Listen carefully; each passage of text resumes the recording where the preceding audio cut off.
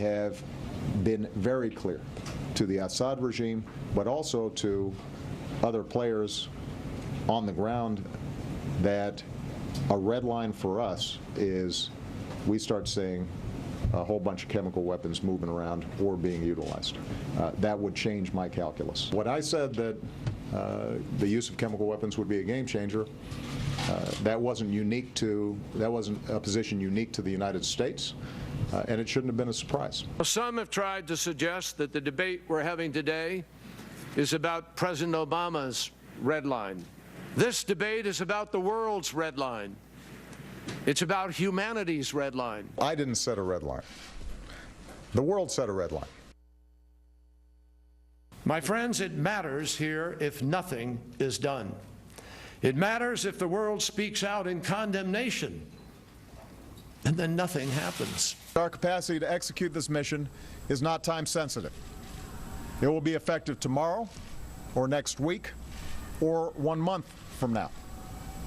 And I'm prepared to give that order. The President believes that the United States of America, for a decision like this, is stronger when you have the time to be able to have the support of the United States Congress and obviously the support of the American people through them. If we don't confront this now, I promise the people of France and Europe and Americans, we're going to see this issue grow. There was no expectation that this would be, that Congress would be finished with its deliberations over the next week or so.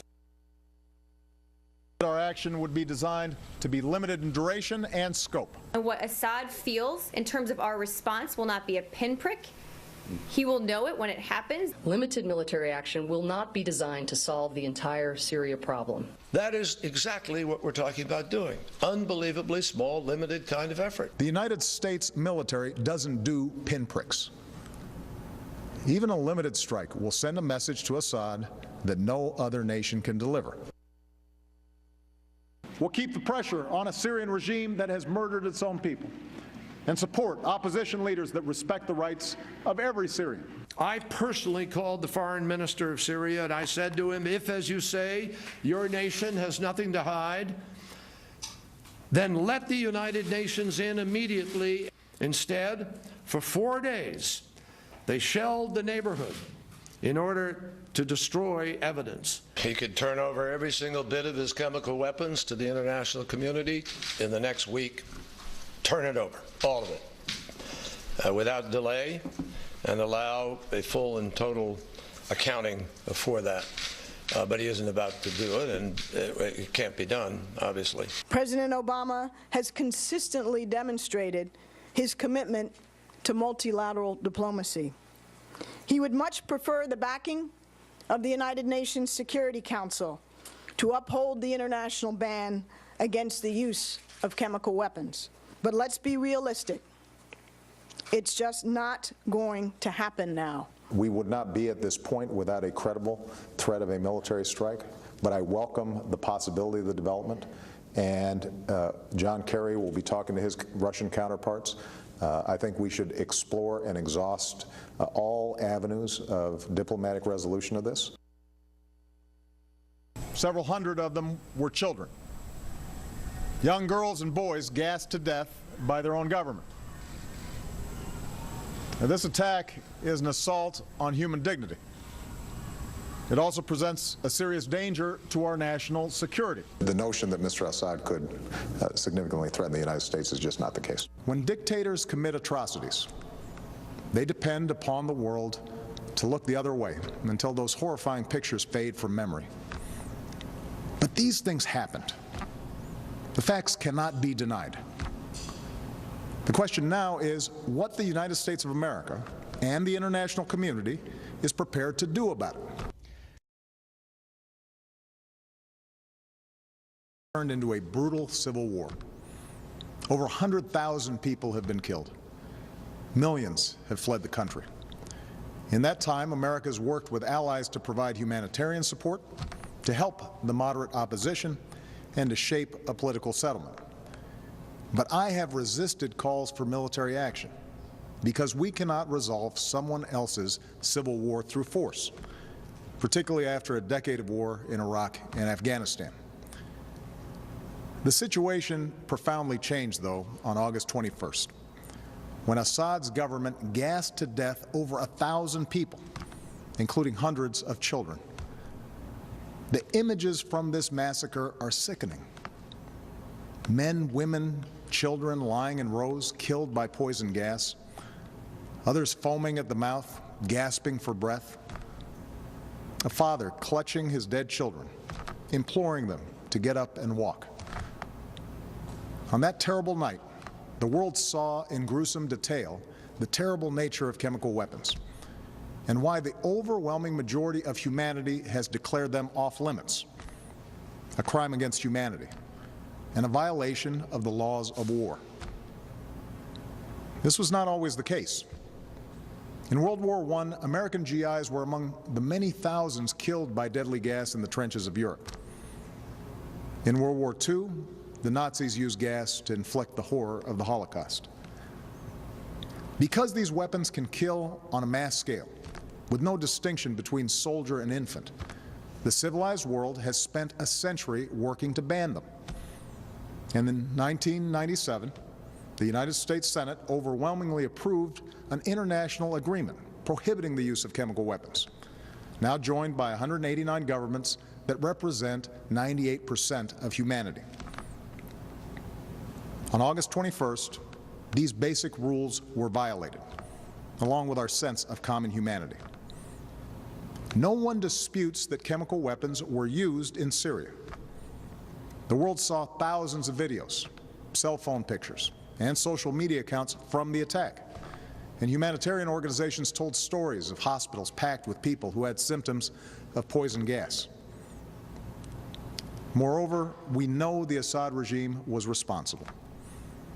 In the days leading up to August 21st, we know that Assad's chemical weapons personnel prepared for an attack near an area where they mix sarin gas. They distributed gas masks to their troops.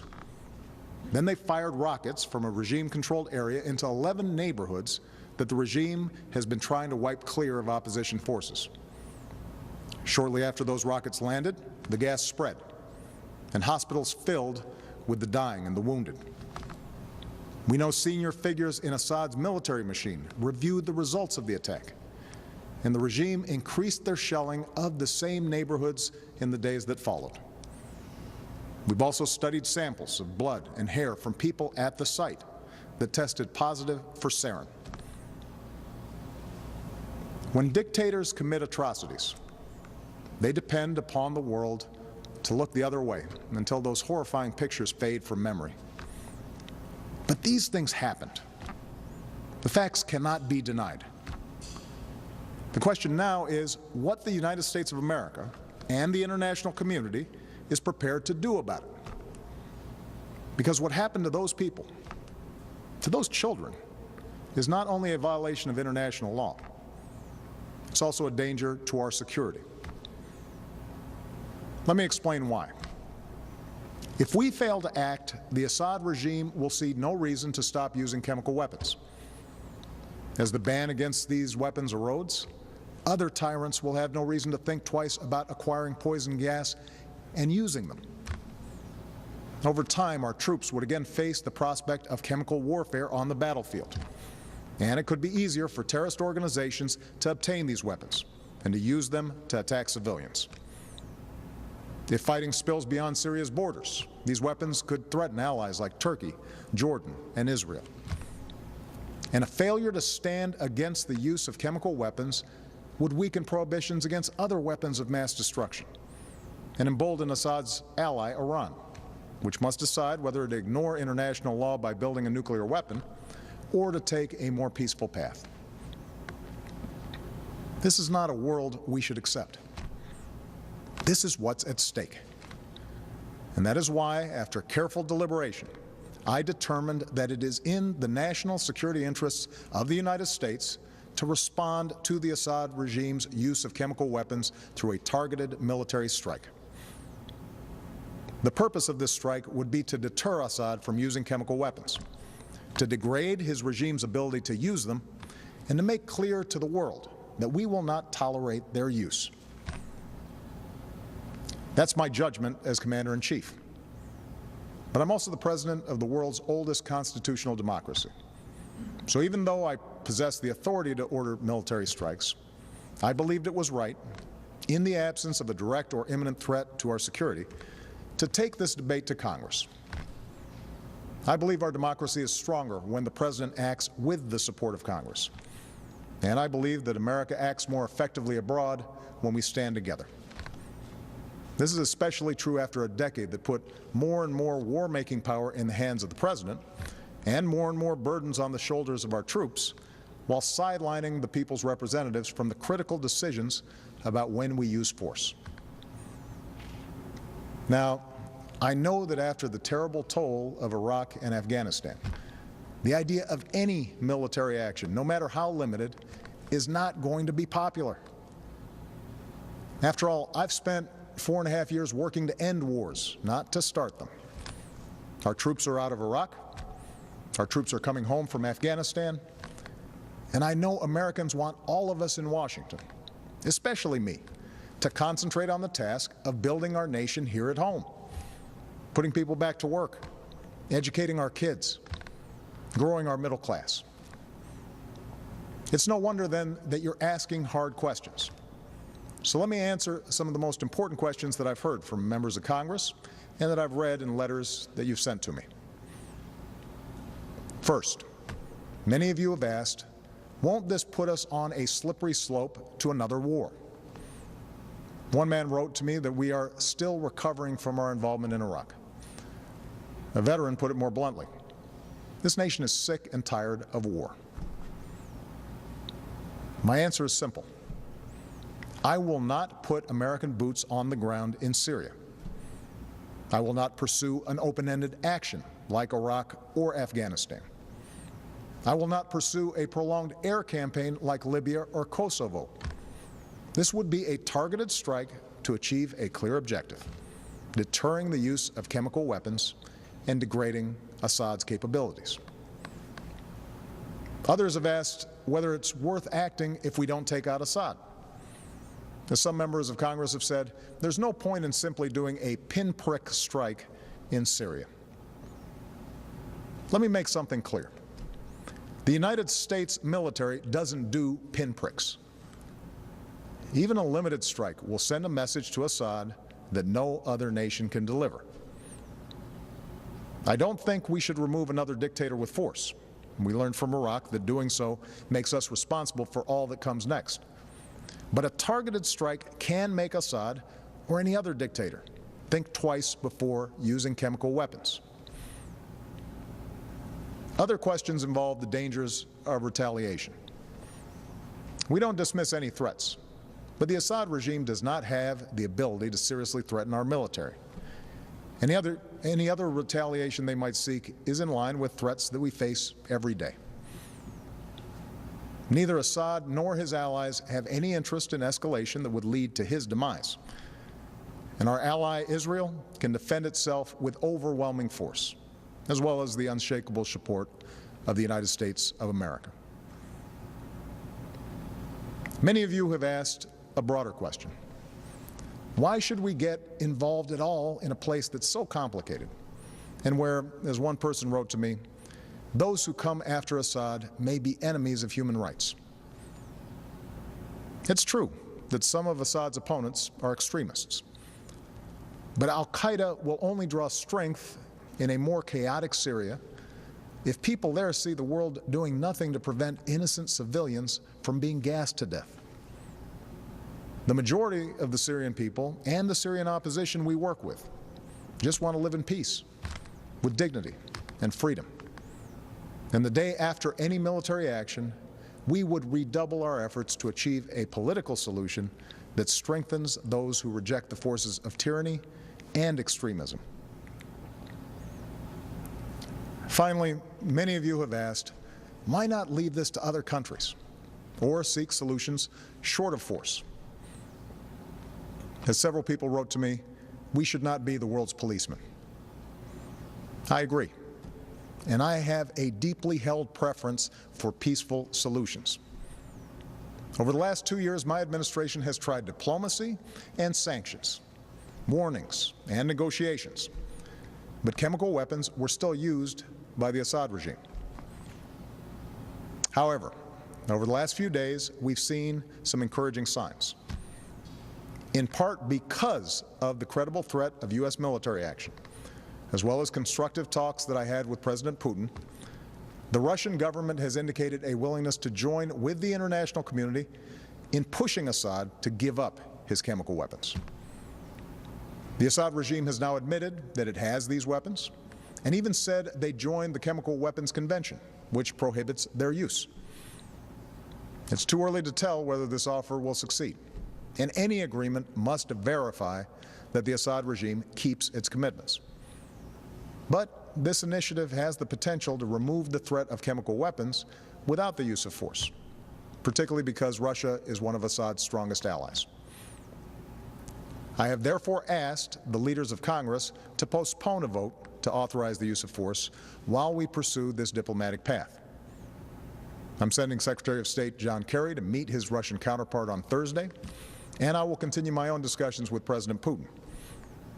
I've spoken to the leaders of two of our closest allies, France and the United Kingdom, and we will work together in consultation with Russia and China to put forward a resolution at the UN Security Council requiring Assad to give up his chemical weapons and to ultimately destroy them under international control.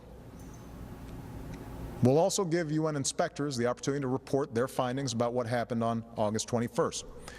And we will continue to rally support from allies from Europe to the Americas, from Asia to the Middle East, who agree on the need for action. Meanwhile, I've ordered our military to maintain their current posture, to keep the pressure on Assad, and to be in a position to respond if diplomacy fails. And tonight I give thanks again to our military and their families for their incredible strength and sacrifices. My fellow Americans, for nearly 7 decades, the United States has been the anchor of global security. This has meant doing more than forging international agreements.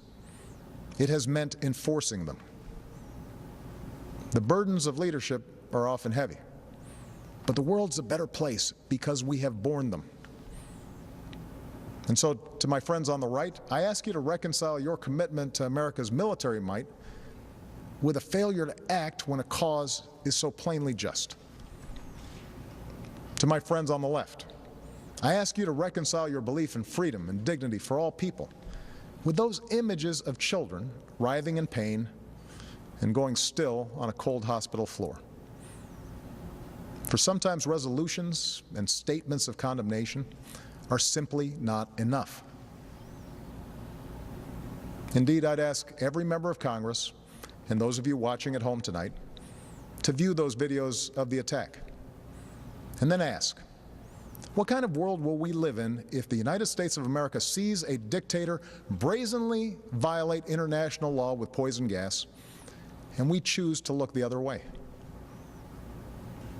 Franklin Roosevelt once said, "Our national determination to keep free of foreign wars and foreign entanglements cannot prevent us from feeling deep concern when ideals and principles that we have cherished are challenged."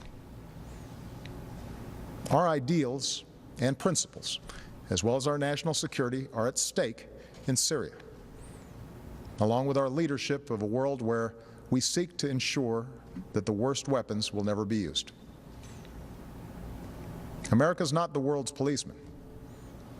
Terrible things happen across the globe, and it is beyond our means to right every wrong.